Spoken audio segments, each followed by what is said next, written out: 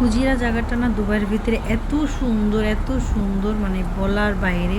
চারিদিকে শুধু পাহাড় আর পাহাড়, আর পাহাড়ের মাঝখানে এখানটা একটা নদীর মতো সবাই মানে বোট ড্রাইভিং করে। মানে এত ভালো লাগছে ফুলগুলা দেখলে, মানে এত ভালো লাগে। মানে যারা দুবাই থাকেন তারা যাবেন এখানটায়, মানে খুবই ভালো লাগবে। আমাদের কাছে তো অনেক অনেক অনেক ভালো লাগছে।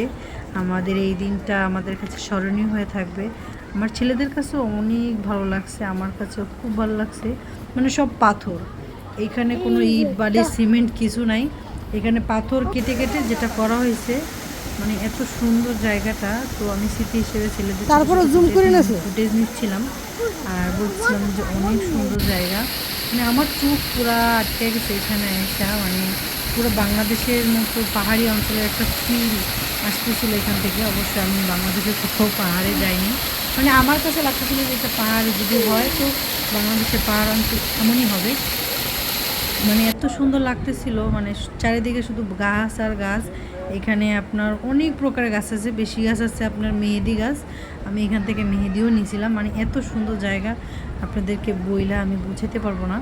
যারা দুবাই থাকেন প্লিজ প্লিজ তারা ফুজিরা যে ঘুরে আসবেন। এখানটায় মাছও আছে, অনেক প্রকারের মাছ আছে, মানে বলার বাইরে। হাঁস আছে, মানে মানে কি বলে বাংলার একটা গ্রাম অঞ্চলের একটা ফিলও দিবে এখানটায়। মানে অনেক সুন্দর, অনেক টুরিস্ট এখানে আসে শুধু মুগ্ধ প্রকৃতি, সুন্দর প্রকৃতিটা উপভোগ করার জন্য আসে।